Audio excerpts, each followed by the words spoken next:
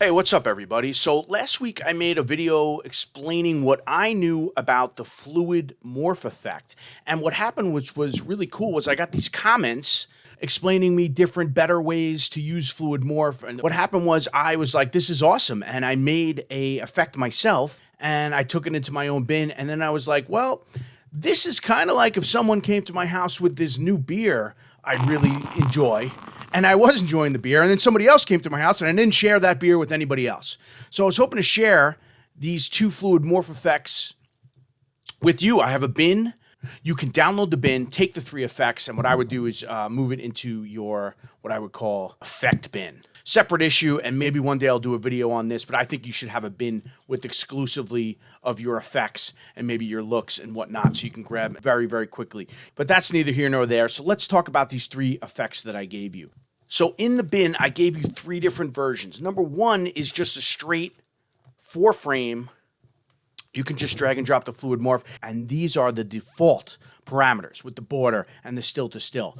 But when I got a great comment from Mr. Outlaw, he really explained the best way to do it would be to add this stream to stream and to get rid of all the border numbers, in a sense, get them all back to 0. And this third effect right here came from a comment from David Alderson, talked about how he used 8 frames. And I just copied the same exact parameters that Mr. Outlaw gave me. So what happened here was, this was a very big jump cut. I just randomly did this. I didn't try to pick something that would work or wouldn't work. You know, took this sound bite, this talking head, and just made a cut in it. So the jump cut was right here. If you could see that, 1, 2. Now in this case, I'll tell you, when you play it down, you actually couldn't see the cut in any of them. Okay, I really, in all three of them, I don't think you could see it playing down. Going frame by frame, obviously, is a different story. This is what happened with the default settings. It was very good. And this is what happened with Mr. Outlaws. You see a little bit of the morphing in there. And this is what happened with David Alderson's, I think a little more morphing because of the 8 frames in this case. So what happened was, I said, all right, let me do another test. Picked another random 2 sound bites here, and this one I have a much bigger jump cut, right? Her head is here, and then it goes to here, okay? And then, let's see, first one I did was Mr. Outlaws, and so much. Amazing, it works amazing. Obviously, I'm going frame by frame, which you wouldn't do when you play it down, and the morph is there, but when you play it down, it's so much to do.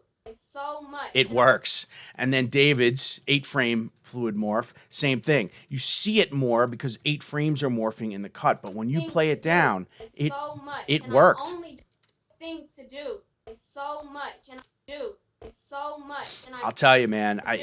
Obviously you can maybe get real technical and be like, well, I can see it or whatever, but I would say 95% of the viewing audience is not going to see something like that. And then what was interesting was, this is the default setting. It worked best on the first cut, but on this cut, it worked way worse. It was actually unusable. You could see that mouth morphing into each other. So either way, here's the bin. It has 3 effects in it. The default setting, but 4 frames. You don't have to readjust the timing and whatever. The one Mr. Outlaw gave us, which was 4 frames with the probably the best parameter settings on it.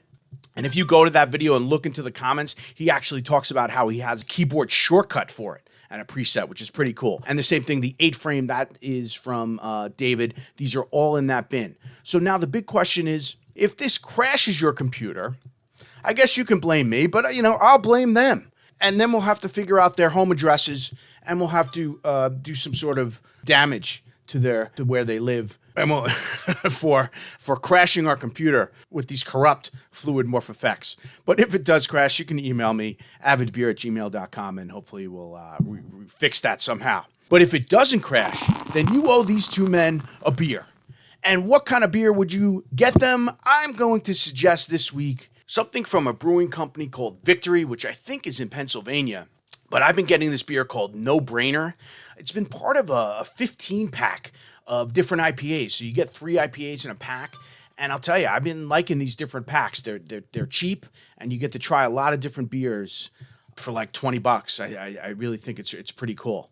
I really hope people are into this idea of maybe sharing effects and sharing bins through this channel. It would be very hard for us to share beers and to drink through the internet, but maybe one day that will happen.